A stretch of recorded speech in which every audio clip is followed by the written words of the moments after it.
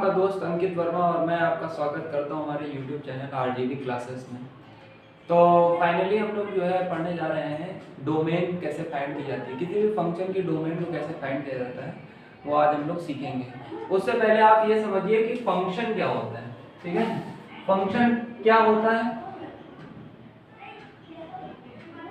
देखिए, फंक्शन एक तरह की मशीन है।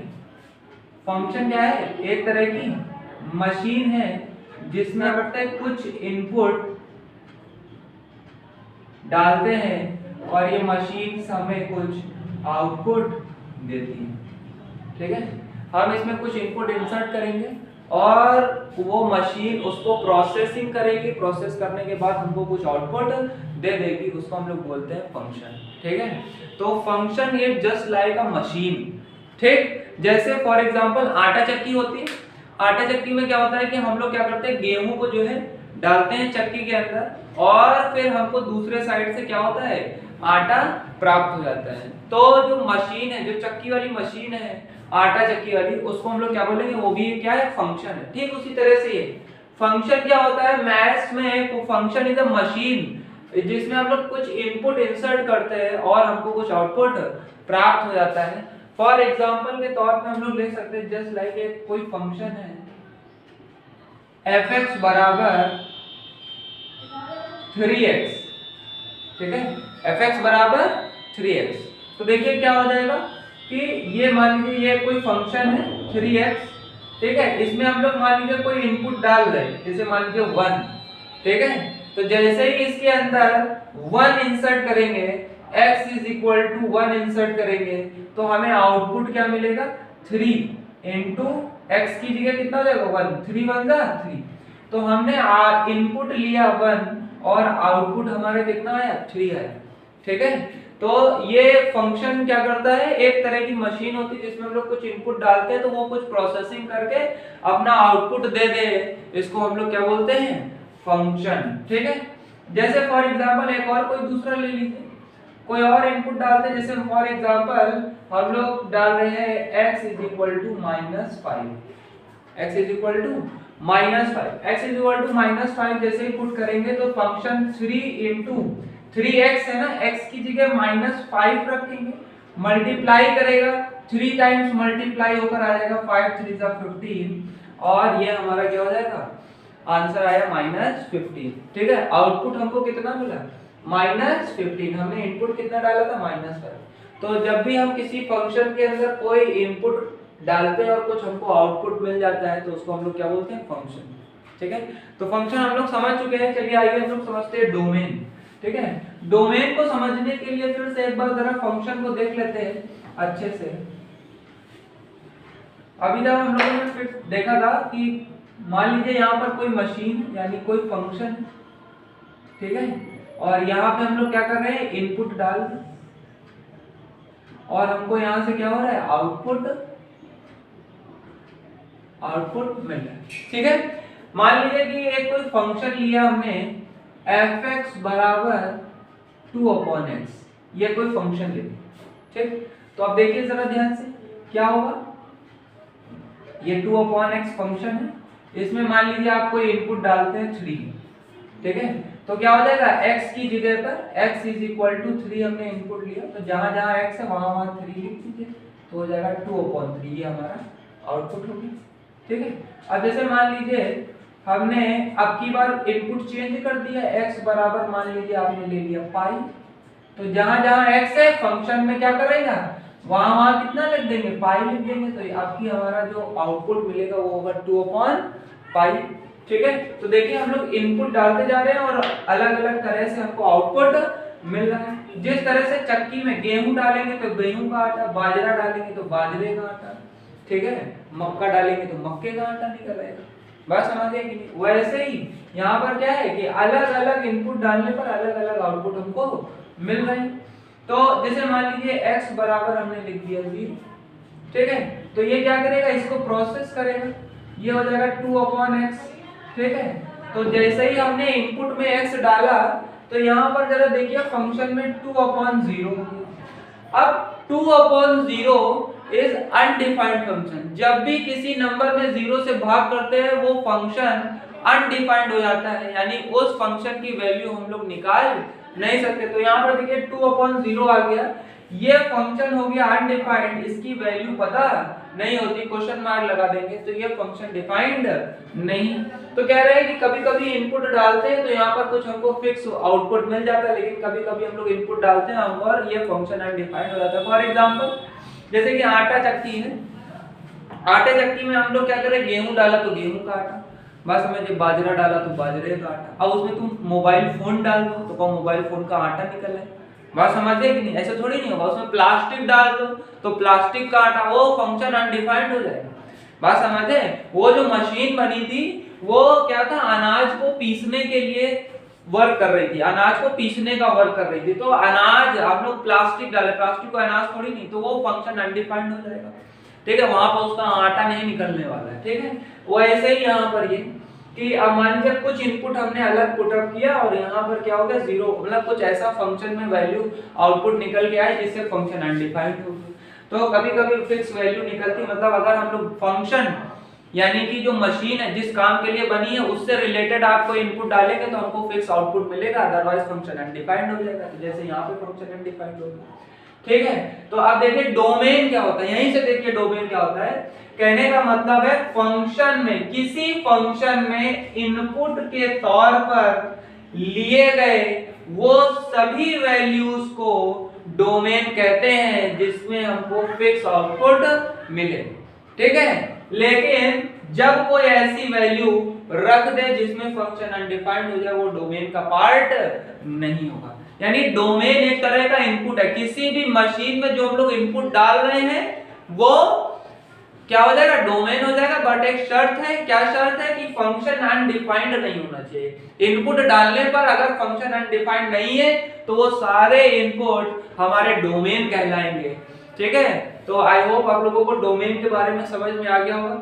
हमने कुछ फंक्शंस की डोमेन यहाँ पर लिख रखी है, इन्हीं फंक्शन की डोमेन की मदद से हम लोग बहुत सारे अलग अलग तरह के फंक्शंस की डोमेन को फाइंड कर सकते हैं, निकाल सकते हैं, ठीक है। तो देखिए जैसे कि आप लोग इसको देख लेते हैं कौन कौन से फंक्शन है जिनकी डोमेन हमने लिख दी है।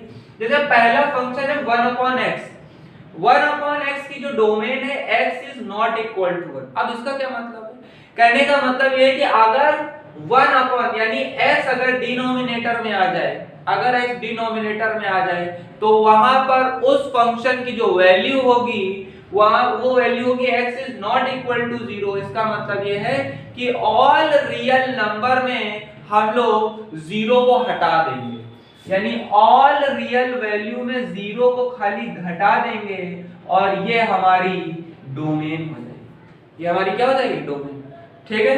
अब देखिए रूट x, यानी रूट के अंदर अगर x लिखा हो उसकी domain x is greater than r equal to 0, यानी कि डोमेन हमेशा 0 या 0 से बड़ी होगी, इससे छोटी डोमेन यानी इनपुट हम लोग उस फंक्शन में ले नहीं सकते जिसमें रूट लगा होगा।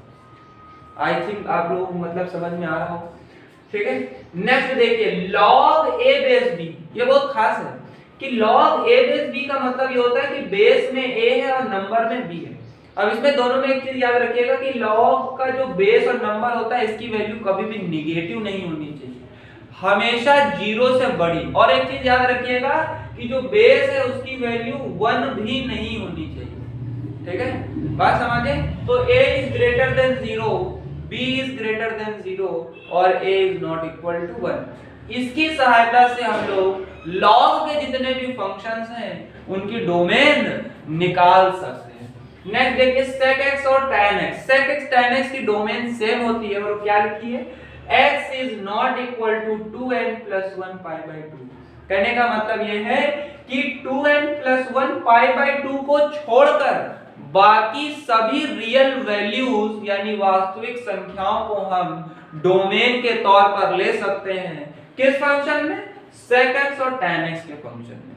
नेक्स्ट देखिए cosec x और cot x, cosec और x और cot x की जो डोमेन होती है वो सेम होती है, ठीक है, क्या है x is not equal to n pi. इसका कहने का मतलब है डोमेन में हम लोग n पाई को छोड़कर बाकी सभी रियल वैल्यू यानी वास्तविक संख्या ले सकते हैं जब फंक्शन cosec x या फिर cot x हो।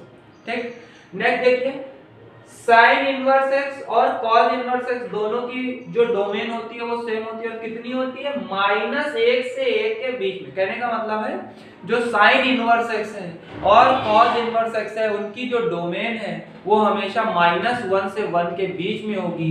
यानी कि sin इनवर्स x और cos इनवर्स x में हम लोग कौन सा इनपुट पुट अप कर सकते हैं, सिर्फ -1 से 1 के बीच में जो संख्याएं हैं बस उन्हीं को डोमेन के तौर पर यानी इनपुट के तौर पर ले सकते हैं। -1 से छोटी और 1 से बड़ी संख्याओं को डोमेन के तौर पर नहीं ले सकते। किसमें? sin इनवर्स x और cos इनवर्स x में। नेक्स्ट देखिए sec इनवर्स x और cosec इनवर्स x। ठीक है, sec इनवर्स x और cosec इनवर्स x दोनों की जो डोमेन होती है वो सेम होती है। वो कितनी लिखी है mod x is greater than 1, या फिर कह सकते हैं जो डोमेन है वो x वो -1 से छोटी यानी x is less than or equal to -1 का मतलब -1 इक्वल लगा है, याद रखिएगा इक्वल का मतलब होता है -1। ठीक है, मतलब इक्वल का मतलब होता है कि वो वैल्यू लेनी है। ठीक, तो -1 हम लोग फंक्शन में ले सकते हैं, -1 से छोटी सारी वैल्यू ले लीजिए और +1 से बड़ी सारी वैल्यू ले लीजिए, लेकिन इनके बीच की वैल्यू हम लोग डोमेन के तौर पर नहीं ले सकते। किसमें? sec इनवर्स x और cosec इनवर्स x में। ठीक है, तो चलिए अब हम लोग क्या करते हैं, कुछ इन सारे फंक्शंस की मदद से हम लोग और दूसरे फंक्शंस की डोमेन को कैसे फाइंड किया जाता है उसको सीखते हैं। चलिए बोर्ड पर कुछ फंक्शंस लिखे हुए हैं, आइए हम लोग इन फंक्शंस का डोमेन फाइंड करते हैं और देखते हैं किस तरह से इन सारे फंक्शंस की मदद से हम लोग इन और भी बहुत सारे फंक्शन की डोमेन कैसे फाइंड करते हैं। चलिए देखिए, जैसे कि देखिए क्या करेंगे, सबसे पहला काम है कि आप कोई फंक्शंस को देखें और उसको इस सारणी में यानी इस लिस्ट में जो हमने बनाई हुई है इसमें चेकआउट करेंगे कि है या नहीं। तो फंक्शन में हमारा sin x और e की पावर x दिया हुआ है, जैसा आप लोगों को दिख रहा होगा, वो हम लोग यहाँ पर चेकआउट करते हैं। तो कहीं पर भी e की पावर x और sin x नहीं दिया हुआ है, sin इनवर्स है लेकिन sin x नहीं दिया हुआ है। ठीक है, तो अगर कोई ऐसा फंक्शन जो इस लिस्ट में नहीं है उसकी डोमेन आप डायरेक्ट लिख सकते हैं और उसकी डोमेन होती है ऑल रियल नंबर। उसकी डोमेन हो जाएगी ऑल रियल नंबर, जिसको कैपिटल R से रिप्रेजेंट करते हैं। ऑल रियल नंबर का मतलब है -∞ से +∞ तक के सभी वास्तविक संख्याओं को हम लोग क्या करेंगे, ले सकते हैं डोमेन के तौर पे यानी इनपुट के तौर पे। ठीक है, चलिए नेक्स्ट देखिए क्या करेंगे, हम लोग ये नेक्स्ट क्वेश्चन को देखिए क्या लिखा हुआ है, 3x + 2 upon 4x square minus 1। ठीक है, अब देखेंगे क्या ये इस लिस्ट में किसी से मैच कर रहा है। तो आप जरा ध्यान से देखिए कि ये जो ये अपॉन में लिखा है 4x स्क्वायर माइनस 1, तो यहाँ पे देखिए 1 अपॉन x, यानी अपॉन में अगर x है तो वो नॉट इक्वल टू 0 के बराबर होता है। तो हम लोग यहाँ पर क्या देखेंगे, जो अपॉन में जो कुछ भी लिखा है उसको हम लोग क्या करेंगे, नॉट इक्वल टू 0 कर देंगे। ठीक है, इसको सॉल्व करिए तो देखिए क्या हो जाएगा, 4x square is not equal to 1, minus था ये इधर 75 किया है ना, तो कितना हो गया +1 हो गया। तो x स्क्वायर देखिए मल्टीप्लाई में है तो ये कहां जाएगा, डिवाइड में चला जाएगा। ठीक है, और x की वैल्यू कितनी आएगी, स्क्वायर रूट के अंदर 1/4 है ना। इसको सॉल्व करेंगे, रूट से जब भी कोई वैल्यू निकलती है प्लस माइनस में आती है, यानी प्लस में भी होती है और माइनस में भी होती है। तो 1/4 को रूट से बाहर निकालेंगे 1/2, प्लस में भी और माइनस में भी। यानी कि इस फंक्शन का domain x is not equal to ±1/2। कहने का मतलब ये है कि आप डोमेन में सारे रियल नंबर ले सकते हैं लेकिन नॉट इक्वल टू यानी कि +1/2 और -1/2 को छोड़कर। ठीक है, यानी r -1/2 -1/2। ठीक है, यानी +1/2 और -1/2 को ऑल रियल वास्तविक संख्या से हटा दीजिए और सारी वास्तविक संख्या हम इस फंक्शन में इनपुट के तौर पे या डोमेन के तौर पे हम लोग क्या कर सकते हैं, ले सकते हैं। ठीक है, आई होप आप लोगों को वीडियो अच्छा लग रहा हो, और अगर वीडियो समझ में आ रहा है, अभी तक आप वीडियो से जुड़े हुए हैं, तो वीडियो को लाइक भी कर दें, शेयर भी कर दें और सब्सक्राइब भी कर दें। ठीक है, चलिए हम लोग जो है नेक्स्ट क्वेश्चन को सॉल्व करते हैं। जैसे लिखा हुआ है f(x) is equal to square root के अंदर sin इनवर्स 2x प्लस π/6। ठीक है, तो अभी हम लोग क्या करेंगे, देखेंगे यहाँ पर कि ये क्या किसी से मैच कर रहा है। हाँ, मैच कर रहा है। यहाँ पर देखिए दो फंक्शन से मैच कर रहा है। कैसे, पहले तो इसके अंदर रूट लगा हुआ है, तो ये देखिए रूट लगा हुआ है, बात समझ रहे हैं कि नहीं। ठीक है, तो एक तो ये इससे निकालेंगे डोमेन, और दूसरा देखिए साइन इनवर्स है, साइन इनवर्स x भी देखिए दिया हुआ है, और उसकी डोमेन -1 से +1 के बीच में होती है। ठीक है, तो अब हम लोग क्या करेंगे, इन दोनों से डोमेन निकालने की कोशिश करते हैं। देखिए पहले देखिए रूट के अंदर जो कुछ भी लिखा है उसकी वैल्यू जो है greater than or equal to 0 के बराबर होती है, तो हम लोग क्या करेंगे, साइन इनवर्स 2x प्लस π/6 की value greater than or equal to 0 के बराबर कर लेंगे। और फिर देखिए क्या करेंगे, दूसरा पार्ट क्या है, साइन इनवर्स x।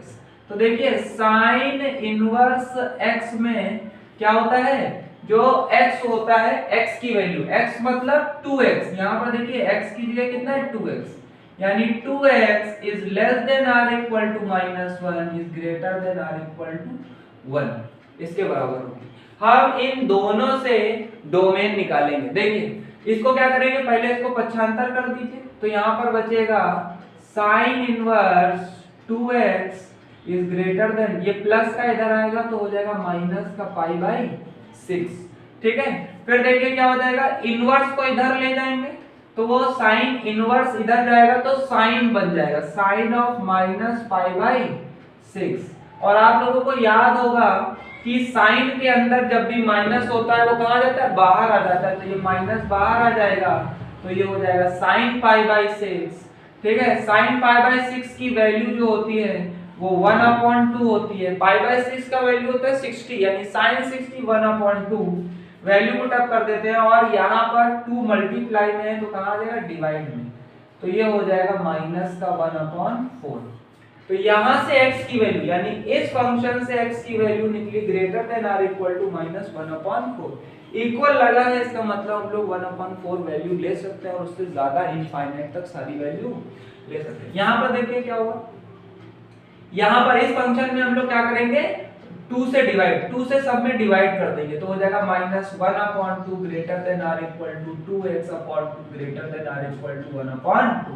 2 से डिवाइड क्यों किया, क्यों, ताकि ये 2 से 2 कट जाए और x की वैल्यू हम फाइंड कर सकें। ठीक है, तो यहां पर इस फंक्शन से x की वैल्यू आई है greater than or equal to -1/4, और इस फंक्शन से जो साइन इनवर्स का था उससे वैल्यू आई है -1/2 से +1/2 के बीच में।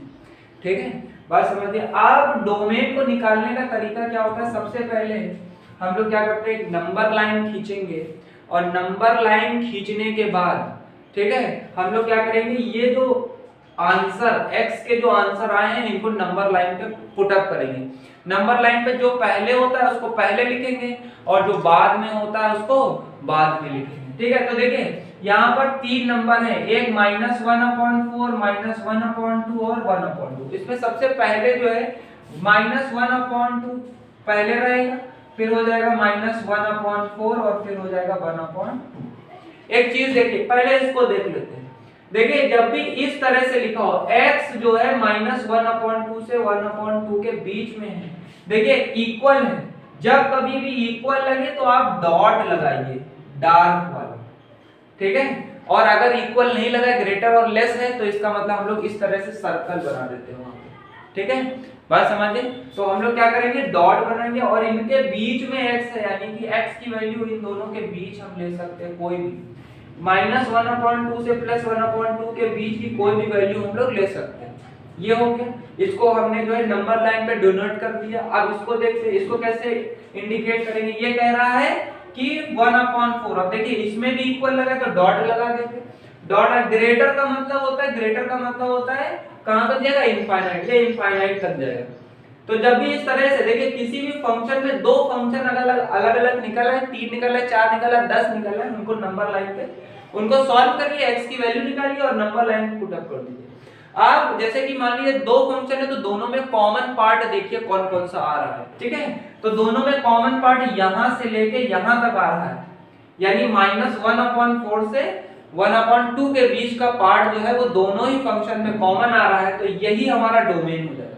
जब फंक्शन में दो ये यहाँ पर दो फंक्शन निकल आए थे तो दोनों में देखेंगे कॉमन कौन सा है, 3 फंक्शन होंगे तो तीनों में कॉमन, 4 है तो चारों में कॉमन पार्ट कौन सा आ रहा है, जो भी पार्ट कॉमन होगा वही हमारा डोमेन हो जाएगा। तो हमारा जो डोमेन है वो कितना होगा, 1/4 से 1/2, ठीक है, 1/4 से 1/2। एक चीज और ध्यान रखिएगा, जब भी डॉट लगा हो यानी जो वैल्यू ले सकते हैं उसमें हम लोग बड़ा ब्रैकेट लगाते हैं। 1/2 में भी डॉट लगा है तो यहाँ भी हम लोग क्या लगाएंगे, बड़ा ब्रैकेट। वैल्यू में अगर डॉट लगा है तो बड़ा ब्रैकेट, और अगर सर्कल बना दिया है तो वहां पे स्मॉल ब्रैकेट का यूज करते हैं। स्मॉल ब्रैकेट का मतलब वैल्यू हम लोग नहीं ले सकते, जैसे इनफाइनाइट वैल्यू नहीं ले सकते। तो जब कभी भी इनफाइनाइट, जैसे 0 से इनफाइनाइट आ रहा है आंसर, तो 0 अगर ले सकते हैं तो बड़ा ब्रैकेट, और इनफाइनाइट तो कभी ले ही नहीं सकते तो छोटा ब्रैकेट लेते हैं, ठीक है। तो जो वैल्यू हम ले सकते हैं वहां पे बड़ा ब्रैकेट, जो वैल्यू हम लोग नहीं ले सकते वो वहां पे छोटा ब्रैकेट लेते हैं, ठीक है। तो चलिए हम लोग स्टार्ट करते हैं नेक्स्ट क्वेश्चन। fx बराबर स्क्वायर रूट के अंदर 3 - x plus cos inverse 3 - 2x/5 ये फंक्शन दिया है, इसकी हमको डोमेन फाइंड करनी है। तो कैसे फाइंड करेंगे, देखिए पहले हम लोग चेकआउट करते हैं कि ये इस लिस्ट में कहीं पर आ रहा है कि नहीं आ रहा है, कहीं से मैच कर रहा है। देखो एक तो मिल गया, यही से रूट लगा है, रूट तो दूर से ही दिख रहा, ठीक है। तो रूट के अंदर जो वैल्यू होती है वो ग्रेटर देन r = 0 होती है। वो आप लोगों को समझ में आ रहा होगा सारे क्वेश्चंस। cos इनवर्स है क्या आ रहे हैं, sin इनवर्स, जो sin का है वही cos, यानी कि sin के cos इनवर्स के अंदर जो x होता है वो भी -1 से 1 के, cos के अंदर तो ये पूरा x है, तो इसकी वैल्यू 2x/5 की value less than r = -1 greater than r = 1 के बीच में रहेगी, ठीक है। चलिए इसको सॉल्व कर लेते हैं, इसको इधर लेकर आते हैं तो ये हो जाएगा 3 is greater than r = x, इसको हम लोग इससे भी लिख सकते हैं। चलिए एक ही नंबर है 3 लिख देते हैं, इक्वल लगा है तो डॉट लगाएंगे, और लेस देन का मतलब इंफिनिटी, गांसी माइनस, यानी कि इसकी वैल्यू 3 से लेके -इंफिनिटी तक सारी वैल्यू हम लोग इस फंक्शन में ले सकते हैं। चलिए इसके हिसाब से देखते हैं। यहाँ पे देखिए 5, पहले इसको हटाना है तो 5 से गुणा करा दीजिए तो ये हो जाएगा minus less than r = 3 - 2x r = 5। देखिए 5 था तो हमने सब में 5 से मल्टीप्लाई, तो 5 करना 5, 5 करना 5, 5 से 5 कट गया, ठीक। अब देखिए क्या करेंगे, 3 घटा दीजिए, देखिए 3 प्लस में इसको घटा दीजिए तो ये हो जाएगा 5 - 3 लेस देन r = यहाँ पे घटाएंगे तो कट जाएगा, लेस देन r = घटा दिए, ठीक है। और देखिए कितना हो जाएगा -8 less than r = -2x less than r = 2। अब देखिए यहाँ पर देखिए माइनस को हटाना पड़ेगा, माइनस हटाने के लिए पूरे में माइनस से गुणा करा दीजिए। जब गुणा कराते हैं, जब भी माइनस से मल्टीप्लाई कराते हैं तो जो इनइक्वालिटी होती है वो चेंज हो जाती है। चलिए माइनस से मल्टीप्लाई करा दीजिए तो ये हो जाएगा माइनस माइनस प्लस, यहाँ से जो है x चला जाएगा और यहाँ पर आ जाएगा कितना -2, ठीक है, पक्का। अच्छा एक चीज याद रखिएगा, जब भी हम लोग माइनस से मल्टीप्लाई कराते हैं तो जो इनइक्वालिटी होती है वो चेंज, नंबर को आगे पीछे कर दो तो ये जो 8 है वो पीछे चला जाएगा और जो 2 है वो आगे। याद रखिएगा जब भी माइनस से मल्टीप्लाई कराते हैं इनइक्वालिटी चेंज हो जाती है, तो कैसे चेंज करेंगे, जो आगे नंबर आना चाहिए वो पीछे लिख दो, जो पीछे आना चाहिए वो आगे लिख दो। तो माइनस कराए माइनस माइनस प्लस इसके इधर इसको इधर। चलिए तो x छोड़ के यहाँ पे 2 है तो 2 से भाग करा दीजिए तो -1 less then r = 1 r = 4। x की वैल्यू -1 से 4 के बीच में है, तो जरा ध्यान से देखिएगा कैसे आएगा। ये देखिए ये -1 और ये 4 और दोनों में इक्वल लगा है। लेस देन का मतलब होता है बीच में वैल्यू रख दी, ठीक है।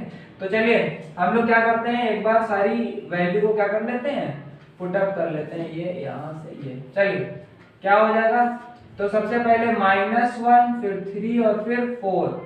तो देखिए वैल्यू -1 से 4 के बीच में और 3 से इधर माइनस तक कॉमन कितना पार्ट आ रहा है, इतना पार्ट आ रहा है। तो डोमेन क्या हो जाएगी, डोमेन हो जाएगी -1 से 3 और दोनों ले सकते तो बड़ा ब्रैकेट, और यही हमारा क्या हो जाएगा आंसर। ठीक है, चलिए नेक्स्ट क्वेश्चन हम लोग सॉल्व करने जा रहे हैं।